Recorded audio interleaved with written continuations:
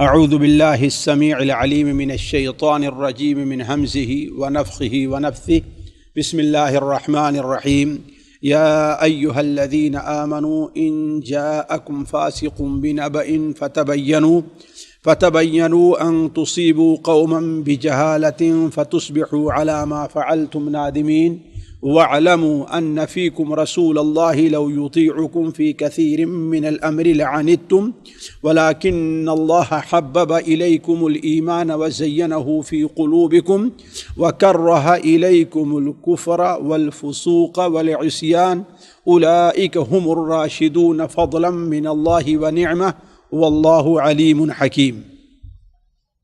ساتھیو، یہ سورہ حجرات جس کے بارے میں ہم نے کہا اسے سورۃ الآداب کہنا چاہیے کہ ایک مسلمان کو اپنی زندگی میں اللہ تعالیٰ کے ساتھ، اللہ کے رسول صلی اللہ علیہ وسلم کے ساتھ، مؤمنین کے ساتھ، مسلمانوں کی جماعت کے ساتھ کیا ادب مد نظر رکھنا چاہیے، ان آداب کا ذکر ہے۔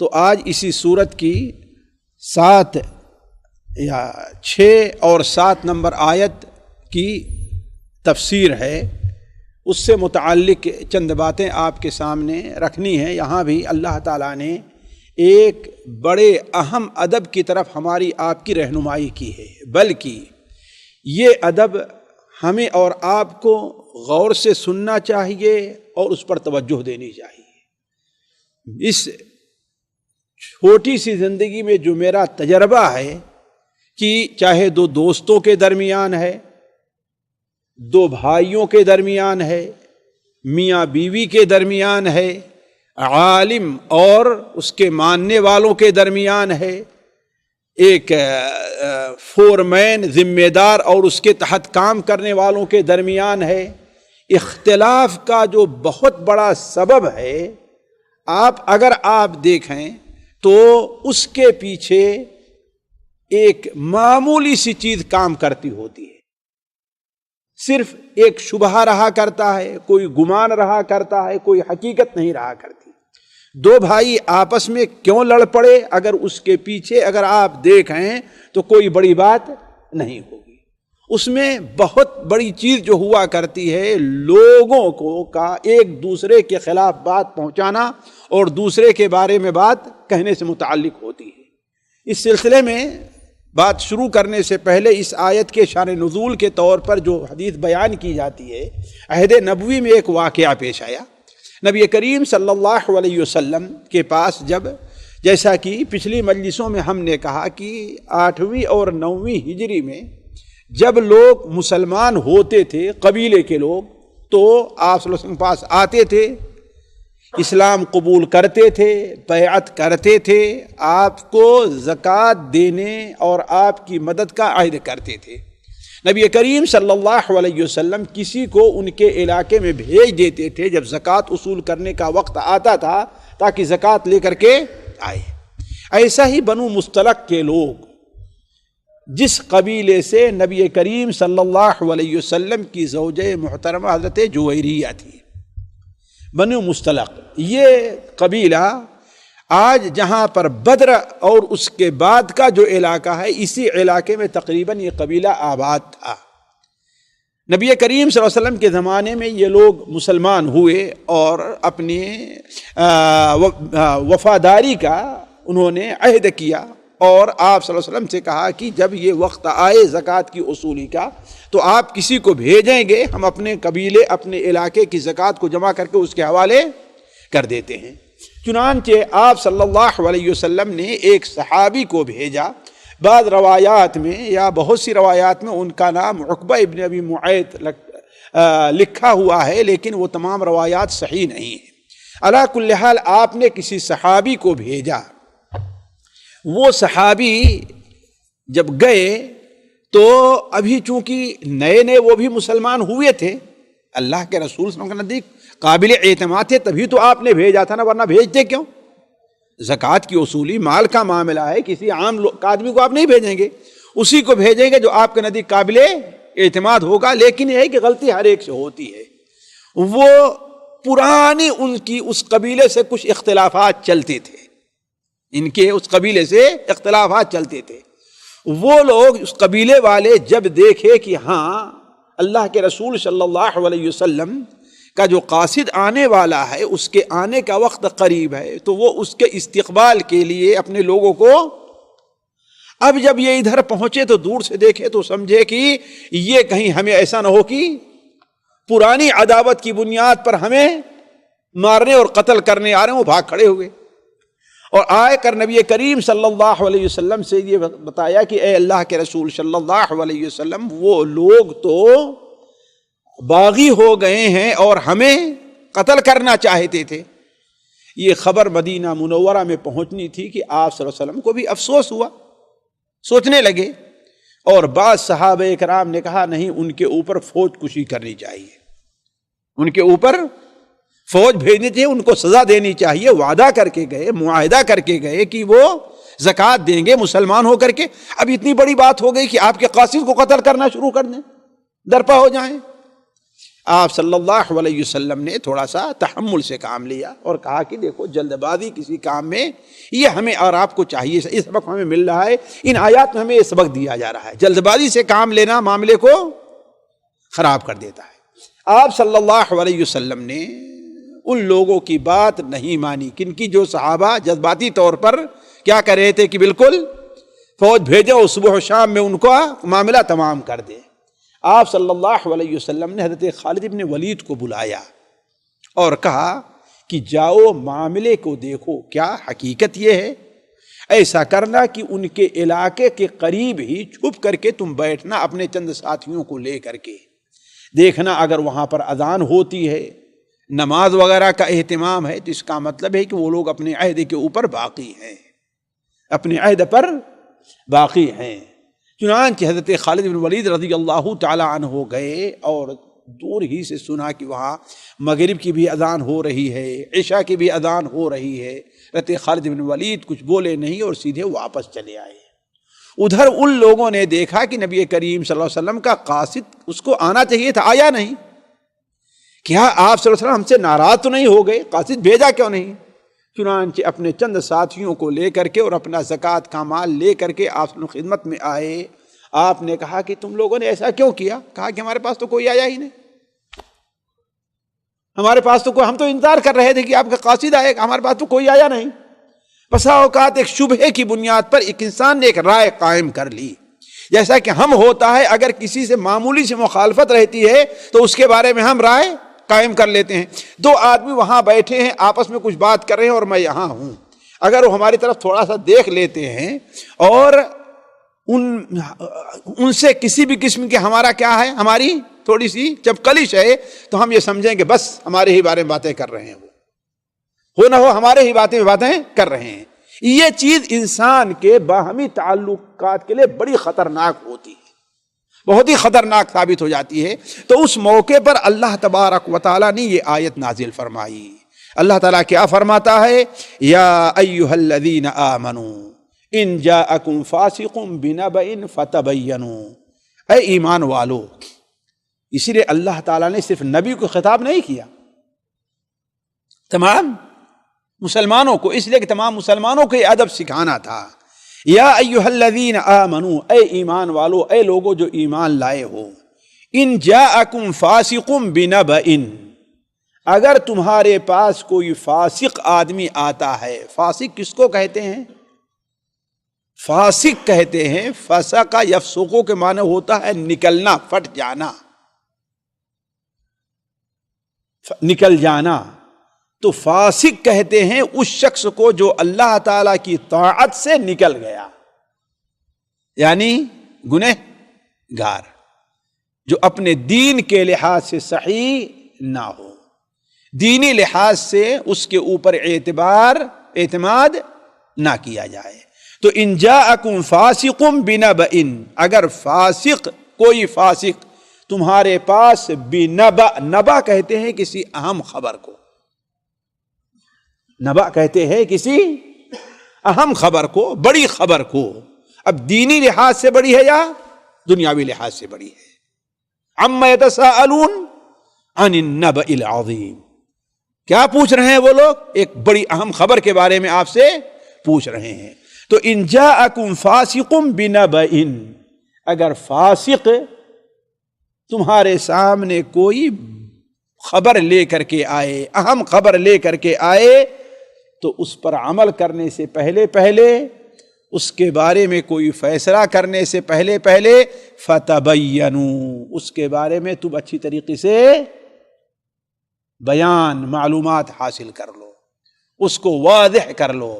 ساتھیو، ہم میں کا ہر آدمی اگر اپنے دماغ کے اندر جو کیسٹ، جو ریل ہے، اسے پیچھے گھمائے تو اس کے قریب کی زندگی میں بہت سے ایسے حادثات آئیں گے کہ ہمارے دوست کے درمیان اختلاف ہو گیا، ہمارے دوست سے لڑائی ہو گئی، لیکن اس کے پیچھے کیا ہے؟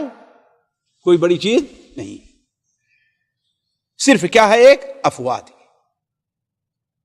مجھے اپنی زندگی میں ایسے تجربے ہیں کہ اگر ان کا لوگوں آپ کے سامنے بیان کرتے چلوں تو کافی وقت اس کے لیے درکار ہے، کس طریقے سے بسا اوقات میرے بارے میں یا میں ان کے بارے میں صرف اسی بنیاد پر کہ کوئی خبر آئی ہے اس کے بارے میں تحقیق نہیں کیا اور غلط تصور ہم قائم کر لیتے ہیں۔ تو اس چیز کو ہمیشہ ذہن میں رکھنا چاہیے۔ اللہ ہمیں آپ کو یہی چیز بتلا رہا ہے کہ کسی بارے میں، کسی انسان کے بارے میں، کسی شخص کے بارے میں، کسی عالم کے بارے میں، آپ کے کسی دوست کے بارے میں، کسی جماعت کے بارے میں، کسی بارے میں اگر کوئی خبر تمہارے پاس آتی ہے اور تو کیا کرنا چاہیے؟ فتبینوا، اس کی تحقیق کر لینی چاہیے، اس کا بیان، اس کی حقیقت کیا ہے، اس کو واضح طور پر، ہاں فعلاً یہ حقیقی بات ہے۔ اگر اس چیز کو ہم اور آپ اپنا لیں تو اللہ کی قسم 90% ہمارے ذاتیوں کے درمیان کے جو اختلاف ہیں ختم ہو جائے۔ فلاں کے بارے میں ہوا کہ ہمارے بارے میں یہ کہہ رہا تھا، ہم جا کر کے پوچھیں ہاں بھائی کیا آپ نے یہ بات کہی ہے؟ بسا اوقات کہنے والا بھی سچ ہوتا ہے، لیکن جس انداز سے وہ کہہ رہا ہے وہ انداز کیا ہوتا ہے؟ غلط ہوتا ہے۔ جس انداز سے کہہ رہا ہے، مثال کے طور پر ہم نے کسی سے کوئی بات مذاق کے انداز میں کہہ دی، ہم نے یہ کہا کہ ہم نے لوگوں سے یہ بات سنی ہے، وہ جا کر کے کیا کہے گا؟ شیخ مقصود کر رہے تھے کہ ہاں بھائی یہ کام ہوا ہے، حالانکہ ہم نے یہ نہیں کہا ہے کام ہوا، کیا ہم نے کہا ہم نے لوگوں سے یہ بات سنی ہے، پتہ نہیں اس کی کہاں تک حقیقت ہے۔ تو بیان کرنے والا یہ نہیں کہے کہ ہم نے لوگوں سے سنی ہے، یہ کہے گا شیخ مقصود کر رہے ہیں کہ ہاں ایسا معاملہ ہے۔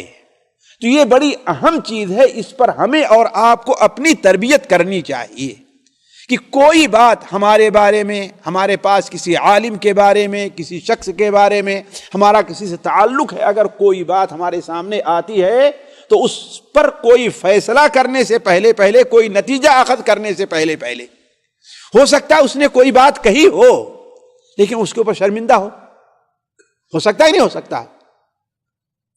اگر آپ نے اس کے بارے میں غلط تصور قائم کر لیا، دونوں میں دوری ہو گئی، لیکن آپ اگر اس سے پوچھ لیتے، وہ کہتا بھائی فعلاً ہم نے یہ بات کہی ہے، لیکن حقیقت یہ ہے کہ مجھے کسی نے کچھ کہا تھا، اس بنیاد پر ہم نے یہ کہی، میں آپ سے معافی چاہتا ہوں، معاملہ ختم ہوا کہ نہیں ختم ہوا؟ لیکن صورتحال کیا ہوتی ہے؟ ہم یہ نہیں دیکھتے، ہم یہ نہیں کہتے کون بیان کرنے والا ہے، بس ایک آدمی چاہے نیک ہے، برا ہے، جھوٹا ہے، جیسا بھی ہے، ہمارے خواہش کے مطابق کوئی ایسی بات کہتا ہے، فوراً ہم اس کو قبول کر لیتے ہیں، خاص طور پر ایسے شخص کے بارے میں جس سے ہمارا کوئی اختلاف ہوا کرتا ہے۔ تو علی کل حال اللہ تعالیٰ فرماتا ہے یا ایھا الذین آمنوا، اے ایمان والو، ان جاءکم فاسق بنبأ فتبینوا، اگر تمہارے پاس کوئی فاسق کوئی اہم خبر لے کر کے آتا ہے تو اس پر عمل کرنے یا اس کے بارے میں کوئی فیصلہ کرنے سے پہلے کیا کرنا ہے؟ فتبینوا، اس کو واضح کر لو، اس کی تحقیق کر لو۔ اس لیے بعض قراءات میں ہے فتثبتوا، اس کے بارے میں تم تحقیق کر لو۔ کیوں؟ ان تصیبوا قوما بجہالہ، ہو سکتا ہے کہ نادانی سے کسی قوم کو تم تکلیف پہنچا دو۔ ان تصیبوا قوما، کسی قوم کو بجہالۃ، نادانی کی بنیاد پر تم انہیں کسی مصیبت میں ڈال دو، کسی پریشانی میں ڈال دو۔ جیسے اللہ کا حملہ کر دیا ہوتا تو لوگ پریشانی میں پڑتے کہ نہ پڑتے؟ ہے نا. ہم نے اپنے دوست اپنے ساتھی کے بارے میں تصور قائم کر لیا, اس کو برا گویا, ہم اس کو برا بھلا کہنے لگے تو ایک مصیبت میں ڈالا کہ نہیں ڈالا ہم اس کو. تو ان تصیبوا قوما بجہالۃ فتصبحوا علی ما فعلتم نادمین, پھر جو کچھ تم کیے ہو اس پر تم شرمندہ ہوگے.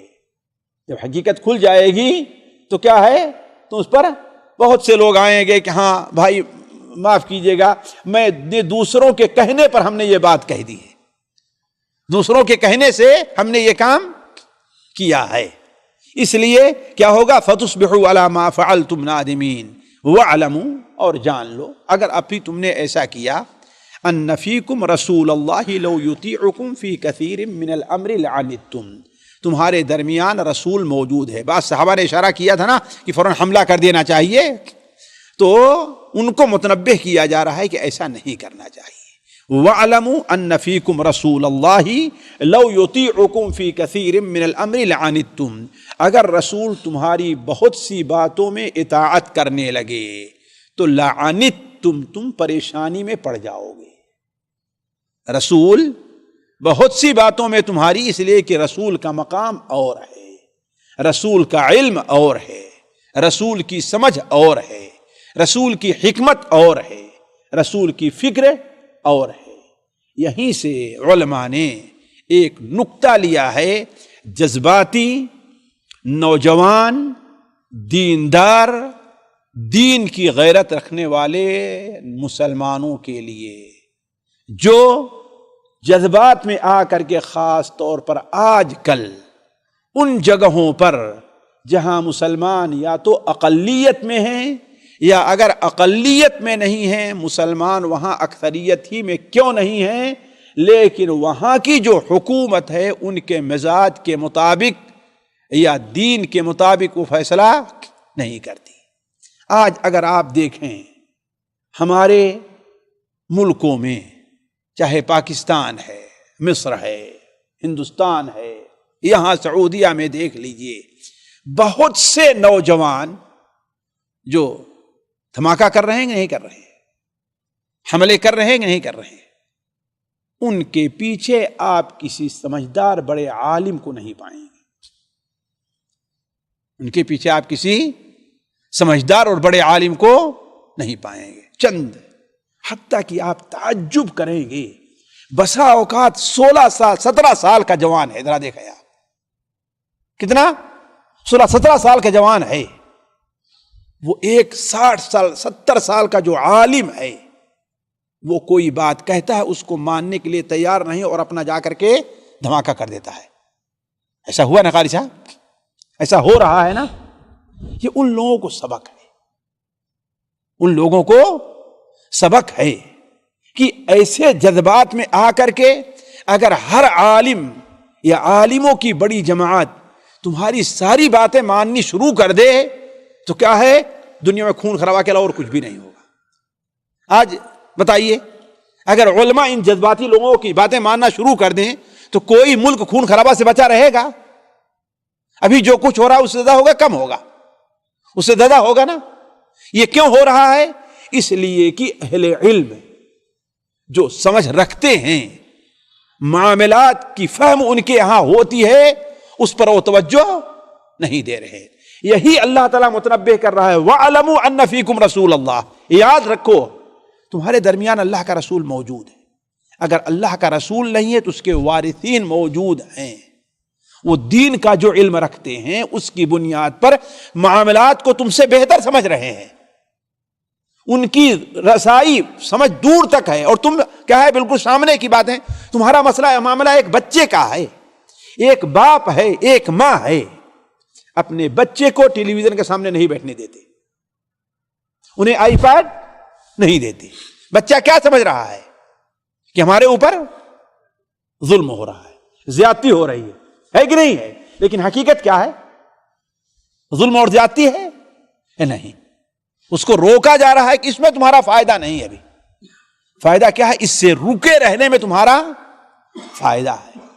تو وَاعْلَمُوا أَنَّ فِيكُمْ رَسُولَ اللَّهِ, یاد رکھو کہ تمہارے درمیان اللہ کا رسول موجود ہے. لَوْ يُطِيعُكُمْ فِي كَثِيرٍ مِّنَ الْأَمْرِ لَعَنِتُّمْ, اگر تمہاری بہت سی باتوں میں تمہاری اطاعت کر لے، تمہارے کہے میں آ جائے تو لعنتم، تم مصیبت اور پریشانیوں میں مبتلا ہو جاؤ گے۔ اس لیے رسول کے اوپر اپنی رائے فرض کرنے کی کوشش نہ کرو۔ اس لیے اے نوجوانوں، اے جذباتی مسلمانوں، اے دین کی غیرت رہنے والے جوانوں، اہل علم کی جماعت پر اپنی رائے کو فرض کرنے کی کوشش نہ کرو۔ خود اپنی غلطی اور اپنی عقل کو حضرت عمر رضی اللہ تعالیٰ عنہ تھے، ہم اور آپ نہیں، کتنی بڑی عقل رکھنے والے تھے۔ صلح حدیبیہ کے بعد انہوں نے کیا کہا کرتے تھے، اے لوگو تم اپنی عقل کو متہم کرو۔ جس وقت اللہ کے رسول صلی اللہ علیہ وسلم نے ابو جندل کو صلح حدیبیہ میں واپس کیا ہے، اگر میرے پاس طاقت ہوتی تو میں زبردستی ان کو روک لیتا، اللہ کے رسول کا ہاتھ پکڑ لیتا۔ بعد میں معلوم یہ ہوا کہ اللہ کے رسول کا فیصلہ ہمارے فیصلے سے بہتر تھا۔ اپنی عقل کو متہم کرو، اپنی عقل اور اپنی سمجھ کے اوپر۔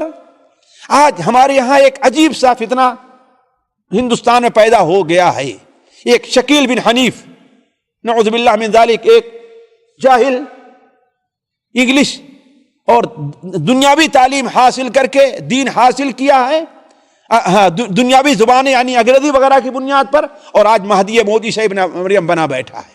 اور اس کے ماننے والے کون ہیں؟ جاہل قسم کے لوگ ہیں، دو قسم کے، یا تو یونیورسٹی اور کالج میں پڑھنے والے، یا تو پھر ان لوگوں کو جن کو دین کی نام پر جھولا دے کر کے نکال دیا جاتا، انہیں دین نہیں سکھایا، صرف 6 باتیں بتائی جاتی ہیں بس، انہیں صرف 6 باتوں کی تعلیم دی جاتی ہے۔ بوڑھا ہو جاتا ہے، 6 بات سے آگے 7ویں بات نہیں سیکھتا ہے، بوڑھا ہو گیا ہے۔ یہی 2 قسم کے لوگ ہیں جو اس کے ماننے والے زیادہ ہیں، یہی 2 قسم کے لوگ، یا تو یونیورسٹی اور کالجوں میں پڑھنے والے، یا تو اس قسم کے لوگ جو دین سے محبت، دین کا جذبہ رکھنے والے لوگ ہیں۔ انہیں دین نہیں سکھایا گیا، دین کے راستے پر لگایا گیا لیکن دین سکھایا نہیں گیا، دین کی حقیقت بتائی نہیں گئی، وہ اسی کے پیچھے آج دوڑ رہے ہیں، زیادہ تر یہی ماننے والے ہیں۔